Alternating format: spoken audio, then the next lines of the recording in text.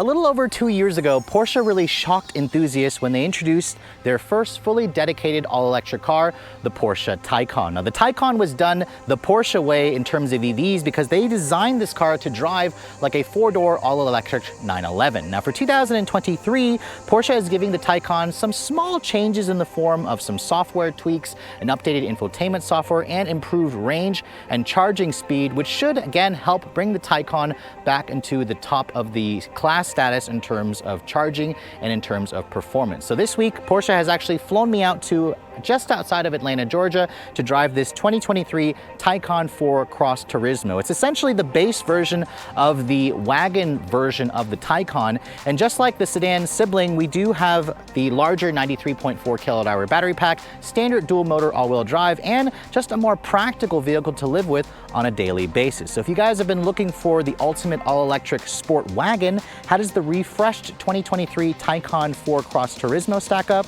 Stay tuned to find out.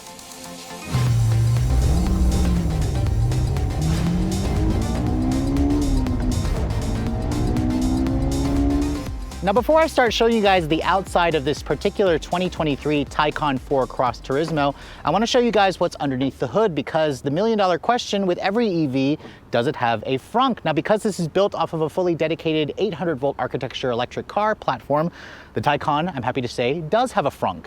And it's a fairly useful frunk. In fact, this is actually the mobile charger that the car still comes with. You can see once you pull that out, it's a fairly deep sized frunk. Porsche says it measures 2.9 cubic feet, so it is pretty usable. It's also sealed off. You can't, unfortunately, use it like a cooler, but it is a little bit larger than some other EVs, or some EVs don't even offer a frunk, so it's nice that Porsche throws that in. Now, because we're underneath here, let's go ahead and talk about the powertrain. Like every other Porsche, the company offers several different powertrain levels to choose from. This model here is the base version of the Cross Turismo. All of the Cross Turismos come standard with dual motor all-wheel drive. So we have a motor at the front and a motor at the back. They all are using the larger performance range battery pack, which measures 93.4 kilowatt hours. That's bigger versus the 79 kilowatt hours in the base battery pack that you can only get in the sedan. And power output is 375 horsepower and 368 pound-feet of torque. That's the standard power output. When you guys are using the launch control on this vehicle, it'll actually increase the power to 469 horsepower for a few seconds.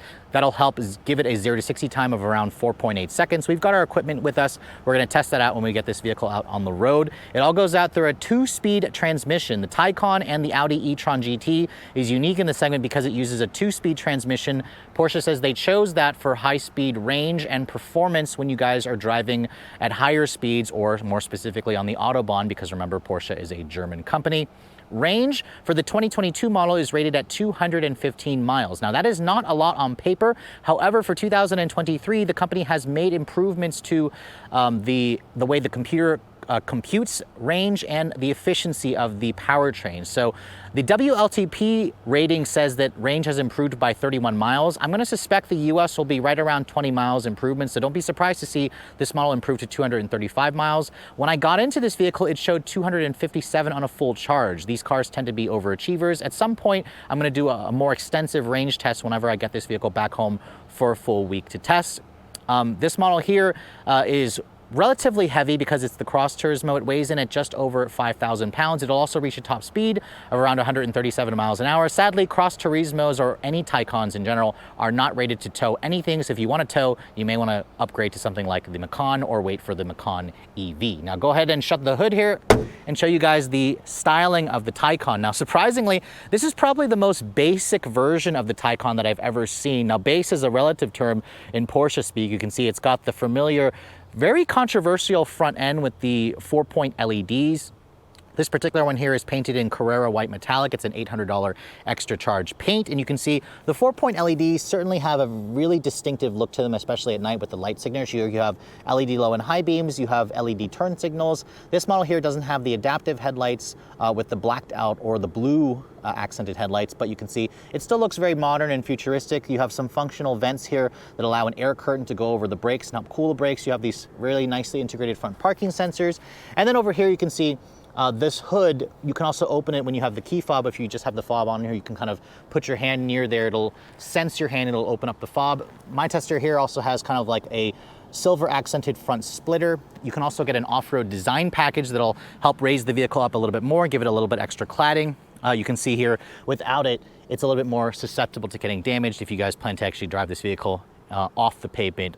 Porsche basically says gravel roads like what I have it parked on now. Now looking at the side profile, you can see the Cross Turismo, unlike the Sport Turismo that I drove last year, has a lot of plastic body cladding, and compared to the sedan and the Sport Turismo, its body is raised about 0.8 inches from the air suspension, and the air suspension also has a unique lift mode that'll raise it up another 0.3 inches. So again, this could essentially have more than an inch of ground clearance versus the base Cross Turismo, but it's all relative because this car only has, I want to say, a little over 6 inches of ground clearance. You're not going to be attacking trails where you would take like a Toyota 4Runner or a Jeep Wrangler, for example. But Porsche says with the off-road design package, you can take this vehicle onto some gravel roads. Now looking at the wheels, these are the new standard wheels. They're the Taycan S Aero wheels. They're a 19-inch wheel wrapped in a Michelin Pilot Sport 4 all-season tire. These are 225 55s in the front, and then there are fatter 275s at the rear. So again, if you guys are favoring a more comfortable ride and more I guess sidewall protection, you're going to want to go for the 19s. Porsche does offer up to a 21-inch wheel, which I've shown you on the Taycan GTS Sport Turismo. It gives you like literally a skinny 30 series tire, which is going to affect the ride quality. You can see the cladding here. I think it's very tastefully done, but again, if you don't like this, you can go for the GTS trim that will basically get rid of the cladding and give you kind of a sedan version of the Wagon. Now over here on the driver's side, you can see this is the charge port door. There's actually two. On the driver's side, you only have an AC current here where you can level 2 plug this vehicle. On the other side, you'll find the AC and the DC fast charging. Remember, this vehicle runs on the 800-volt architecture. When you have it at a 350 kilowatt fast charger, it'll be able to accept up to 270 kilowatts, which means you can go from 5 to 80% charge in only 22 minutes. Porsche says that it'll be even faster this year because of the updates, which, by the way, if you guys are looking for those updates, they are coming on older Taycans next month. Porsche says you'll be able to take it to the dealer, have them have the car for about a day. They can fully update the car with the new infotainment software and the new range upgrades because of the efficiency upgrades. Now looking at the rest of the profile, you can see just like other Taycan models, the Taycan has a really attractive look to it. It measures around 195 inches in overall length.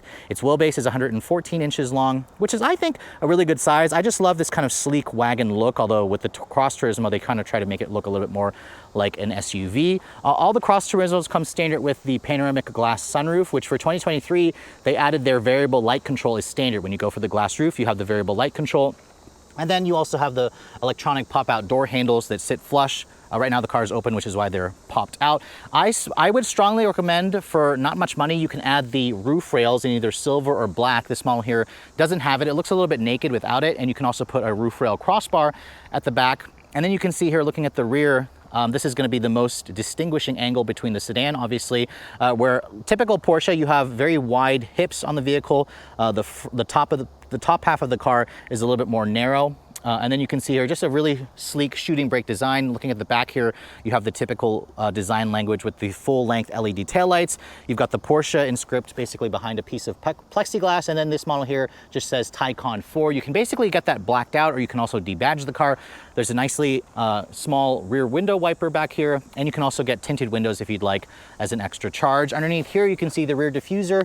If you guys go for the off-road design package, it'll be a little bit more aggressive. This one here is just kind of the standard unit with the nicely integrated rear parking sensors. And then looking at the cargo area, this is a wagon. So how much more cargo space does the Cross Turismo give you? Porsche says you get around 15 cubic feet of space with the second row seat up. Now, if you're looking at the scorecard here versus the sedan is rated at around 13.5. So what gives? Why only 1.5 cubic feet more? The reason being is because the way the Germans calculate cargo figures is they leave this cargo cover on, and they're only measuring the cargo capacity with that cargo cover on from basically the floor to the top of that. Now, that's not the way that Americans measure cargo capacity, so most people will end up taking that out. And if you fold down the second row seats, Porsche says you get around 42.3 cubic feet of space. That is significantly more than the sedan, but because of the way the Germans measure cargo capacity, it does seem like this car has not much more versus the sedan, but because it's got that higher roof, you can basically pile stuff up to the top, and it makes this car ridiculously more practical versus the sedan version of the Taycan. So now that we've talked about the exterior of the base version of the Taycan 4 Cross Turismo, let me show you guys the inside of this model. This is a very modestly equipped car. First thing I want to show you guys is the key fob. You can see it's the typical Porsche key fob that looks like a car. It feels really nice in your hands. It also feels really well made. You can also access the vehicle via the My Porsche app, where you can remote start it. You can also check the charge levels of it.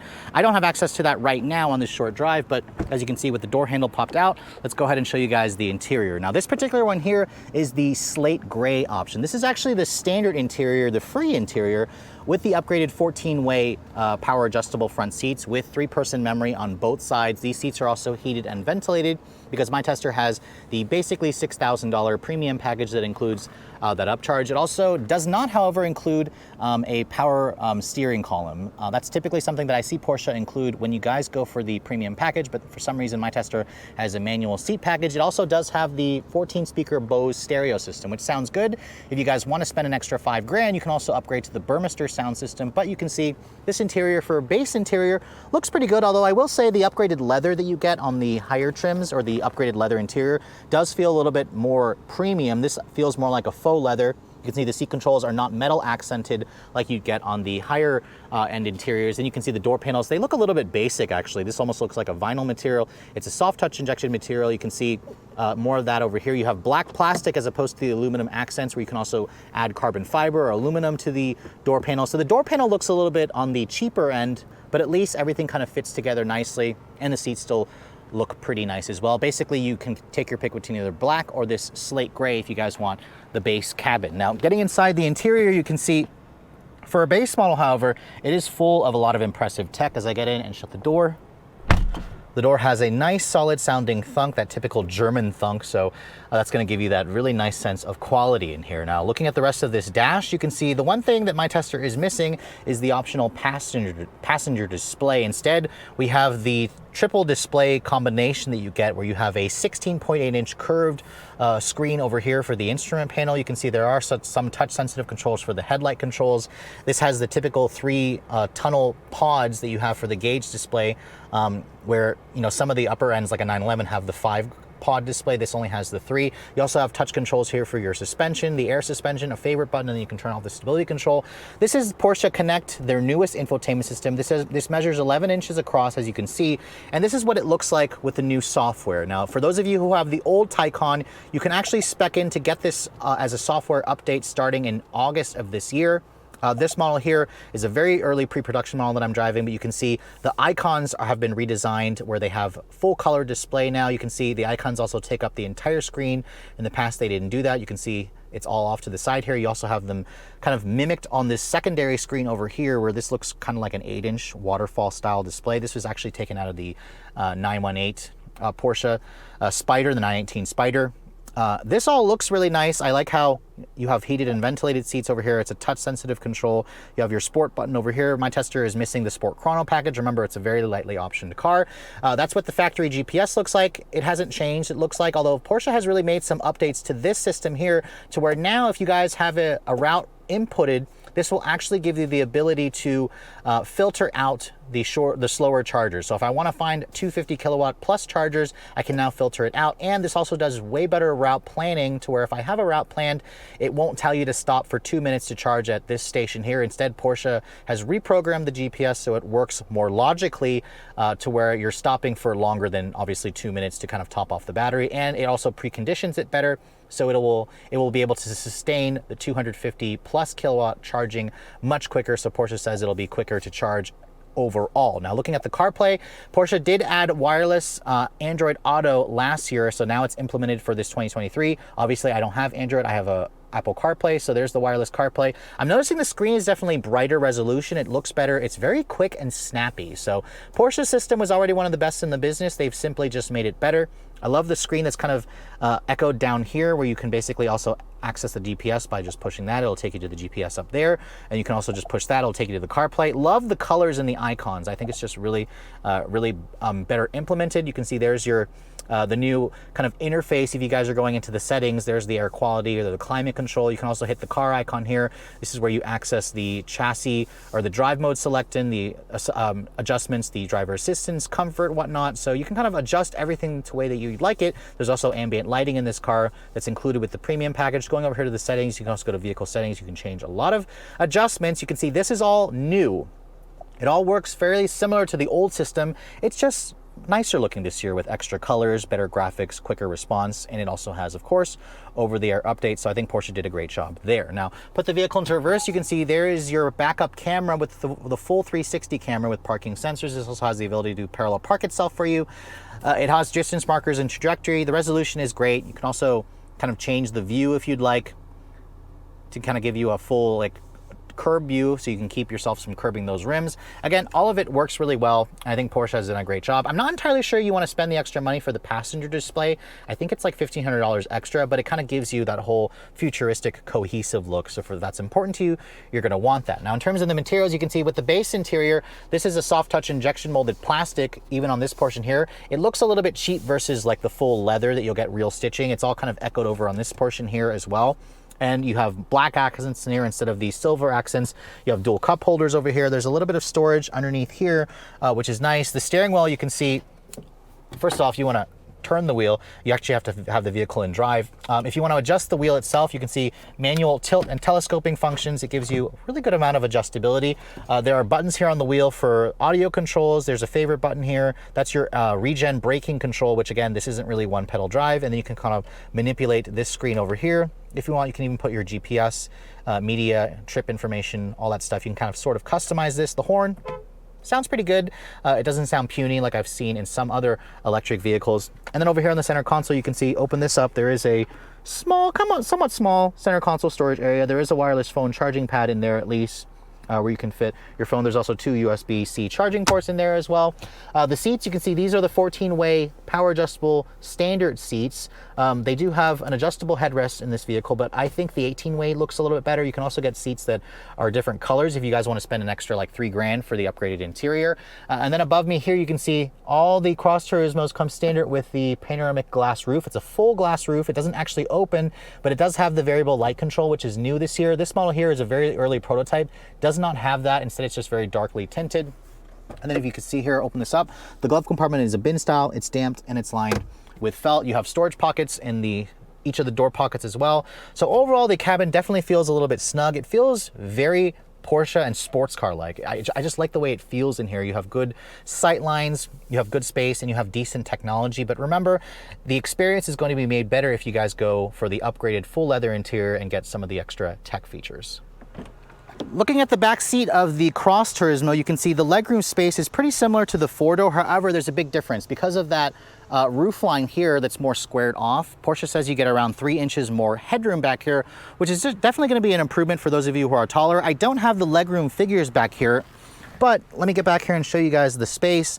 The Taycan definitely wasn't built to have an American-sized back seat, but I have to say, for somebody my height, 5'7", it is pretty good. The reason why the seating position feels good is because Porsche did this thing where they moved the battery from underneath this floor here to under the rear seat portions of the battery, so you have a much higher seating position with a lower floor. This definitely helps with legroom. I'd say this probably feels like around 34, 35 inches of legroom. Materials back here are pretty much the same as the front. It's kind of basic looking here in the base cabin. I really would have liked to see some aluminum trim here, or just some different colors to kind of break off the mundane gray. Now, thankfully for a base model, you still have rear seat air vents, which is nice. There is a hump right here. My tester has for $500 the middle seat option where you have a seat belt buckle here along with an actual seat belt. Instead, if you don't get that option, all Taycans are going to be basically a 4-seater. But overall, it's definitely useful. And then if you want to fold this down, you can see there's an armrest with 2 cup holders. Really, the extra headroom this car gives you when you guys go for the Cross Turismo is probably the only one of the reasons why you want to go for that, because the 4-door sedan really does eat into the legroom space. Sad to say, however, there are no storage pockets, but overall, the back seat is usable. But if you don't require a bigger back seat, obviously the Tesla Model S or the Mercedes EQS is going to give you that bigger back seat if you need it. So here we are in the 2023 Taycan Cross Turismo. The last time I had a chance to drive this car, I was out in California. I was driving the Sport Turismo, and that had the much more powerful powertrain. This is more of the base engine, and I do want to see what we can get 0 to 60 wise. Porsche says 4.8 seconds in this car. We have roughly a 71% state of charge for the battery pack. Launch controls activated. And remember, this only has 469 horsepower, but you know what? We just got 4.1 seconds, which is 0.2 seconds faster than what Porsche claims at 4.8. So typical Germans, they tend to be very conservative with their numbers. Electric cars, honestly, for a base engine, this has plenty of power, to be honest, although it is a Porsche. And remember, the GTS Sport Turismo that I last drove, that's about a second quicker than this car in Porsche's claims. So we're probably looking at a 3.4, 3.3 second run for that car. But 4.6, I have to say, is pretty impressive considering this is the base engine. Now, because we are finally in a Cross Turismo, the Cross Turismo is, Porsche says, the more value version of the Taycan versus the sedan. It's about a $12,000 upcharge to go to the Cross Turismo, but you do get standard the performance battery pack, so you have the 93.4 kilowatt hour battery pack, and you also have standard dual motor all-wheel drive. I think I said engine earlier. This is an electric vehicle, so there's no engine, obviously. So yes, we have twin motors, one in the front, one in the rear. They are detuned compared to the S model, compared to the Turbo S model. But for the Cross Turismo, Porsche essentially lifts the suspension. They've also redesigned the suspension. We have a standard air suspension, and you also have a new gravel mode. There's a lift mode. This vehicle rides roughly about 0.8 inches higher overall versus the sedan. Now, the sedan's already a pretty low vehicle. Think of the Taycan as an electric four-door 911. That's what Porsche has always wanted you to think about with the Taycan.